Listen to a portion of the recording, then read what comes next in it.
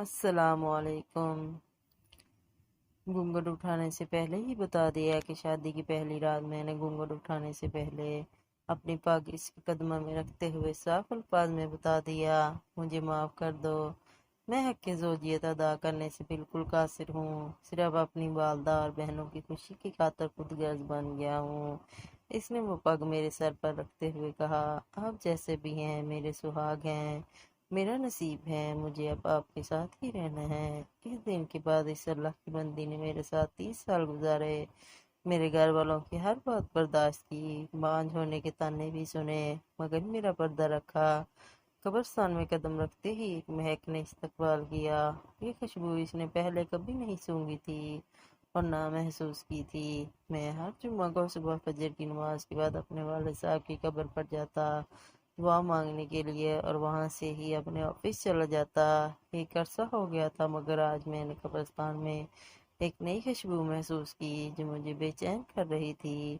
یہ خوشبو کسی طرح بھی دنیاوی خوشبو نہیں لگ رہی تھی۔ بہرحال میں نے والد صاحب کی قبر پر پہنچا تو ان سے چند فاصلے پر ہی ایک نئی قبر بنی تھی۔ تازہ پھول اور چادر سے اندازہ لگانا مشکل نہیں تھا کہ 2 یا 3 دن پہلے ہی یہ قبر بنی ہے۔ والد صاحب کی قبر سے فارغ ہو کر جاتے ہوئے اس قبر پر دعا مانگنے کے لیے رک گیا۔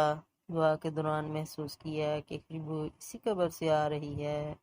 کنفرم کرنے کے لیے قبر کی مٹی مٹھی میں بھری تو ایک دم ٹھٹک گیا۔ قبر کی مٹی ٹھنڈی تھی جیسے نم ہو، جبکہ مٹی بالکل خشک تھی اور کمال حد تک ٹھنڈی تھی۔ بہرحال مٹی کو وہیں قبر پر پھینک دیا اور ہاتھ جھاڑنے کے بعد چل پڑا۔ بائی کی دکان کھولی، پہلا گاہک آیا، اس کو سپان دیا تو اس نے کہا، زمان بھائی آج خوشبو تو بہت کمال کی لگائی ہے۔ خوشبو؟ کون سی خوشبو؟ تو اس نے کہا، زمان بھائی خوشبو آپ لگاتے ہو اور پوچھتے ہم سے ہو کون سی خوشبو؟ بہت بھلے مانس آدمی ہو آپ بھی زمان بھائی۔ یہ کہتے ہوئے وہ چل پڑا۔ میں نے جب اپنے ہاتھ کو سونگا تو وہی خوشبو میرے ہاتھ سے آ رہی تھی۔ تمام دن میں اس خوشبو کو محسوس کرتا رہا۔ ہاتھ دھونے کے باوجود بھی میرا ہاتھ معطر رہا۔ اگلے دن ہفتے کو بھی میں نہ چاہتے ہوئے قبرستان چلا گیا۔ والد صاحب کی قبر پر دعا کرنے کے بعد اس قبر پر دعا کی۔ کس کی قبر ہے یہ؟ کون ہے جو اس قدر نیک ہے، جس کی قبر ٹھنڈی اور خوشبودار ہے؟ ایسا کون سا عمل کر دیا کہ اتنا بڑا انعام پا لیا؟ اس بات نے مجھے بے چین سا کر دیا۔ گورکن سے اس قبر کے متعلق پوچھا تو اس نے بتایا کہ خاتون کی قبر ہے۔ یہ جان کر اور بھی حیرت ہوئی کہ عورت کو اس قدر شاندار مقام کیسے ملا۔ اگلے دن اتوار تھا۔ دیر تک سونے کی عادت ہونے کے باوجود صبح فجر کی نماز کے بعد اٹھ کھڑا ہوا اور قبرستان روانہ ہو گیا۔ قبرستان میں داخل ہوا تو کیا دیکھتا ہوں، اسی خاتون کی قبر پر ایک بارش آدمی دعا کر رہا ہے۔ میں والد صاحب کی قبر پر دعا کرنے لگا۔ دعا کے بعد میں نے اس آدمی کی طرف دیکھا جو ابھی دعا مانگ رہا تھا۔ جیسے ہی وہ دعا سے فارغ ہوا تو باہر کی جانب چل پڑا۔ اس کو جاتے دیکھ کر میں بھی اس کے پیچھے ہو لیا۔ جیسے ہی وہ دروازے سے باہر نکلا میں نے آواز دے دی، سر بات سنیں، 1 منٹ پلیز۔ جی فرمائیں۔ سر میں معذرت چاہتا ہوں میں نے آپ کو تکلیف دی، مگر میں آپ سے ایک بات پوچھنا چاہتا ہوں اگر آپ اجازت دیں تو۔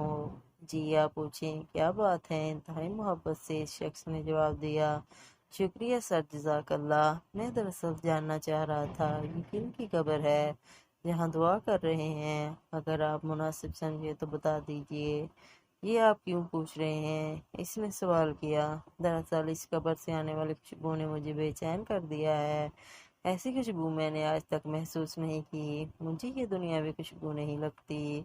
میں جاننا چاہ رہا تھا کہ صاحب قبر نے ایسا کون سا عمل کیا ہے کہ یہ مقام ملا کہ قبر ٹھنڈی اور خوشبودار ہو گئی۔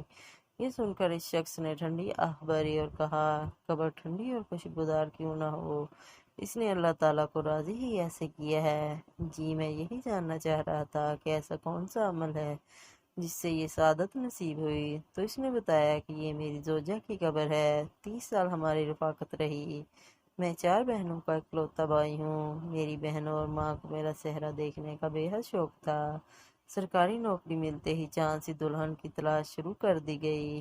یوں دنوں میں لڑکی کی تلاش کا کام مکمل ہوا، شادی ہوئی اور ماں بہنوں نے اپنے ارمان دل کھول کر پورے کیے۔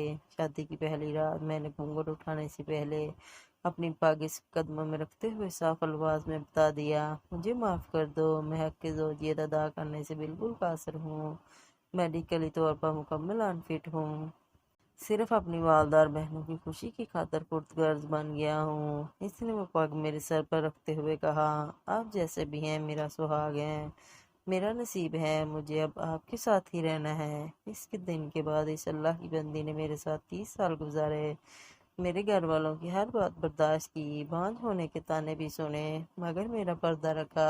اللہ تعالیٰ کیسے اس کی قبر کو ٹھنڈا اور خوشبودار نہ کرے جس نے اتنی پاک باز زندگی گزاری ہو۔ اس شخص کی تمام بات سن کر اس خاتون پر رشک آنے لگا جس نے دنیا میں صبر کیا اور اعلیٰ مقام حاصل کیا۔ آج کل کے دور میں کچھ بھی حاصل کرنا کیا مشکل ہے۔ عورت مرد ذرا سا بیمار ہوں، حلال حرام کی تمیز کیے بغیر اپنی خواہشات کی تکمیل کے لیے کچھ بھی کر گزرتے ہیں۔ تھوڑا سا فرق لگنے پر بیوی شوہر کو کھڑی کھڑی سنا دیتی ہے، شوہر بیمار ہو تو تعلق تک استوار کر لیتی ہے۔ معاشرہ ایسی مثالوں سے بھرا پڑا ہے۔ صبر کا دامن ہم نے چھوڑ دیا ہے، سارا کچھ صرف دنیا میں ہی لینا چاہتے ہیں، آخرت کی کوئی امید نہیں رکھتے۔ اللہ تعالیٰ ہمیں دین کو سمجھنے، اس پر عمل کرنے کی توفیق عطا فرمائے، آمین۔ عورت مرد دونوں کو ایک دوسرے سے بڑھ چڑھ کر دین کے معاملے کو مضبوطی سے تھامنے کی ضرورت ہے، بے شک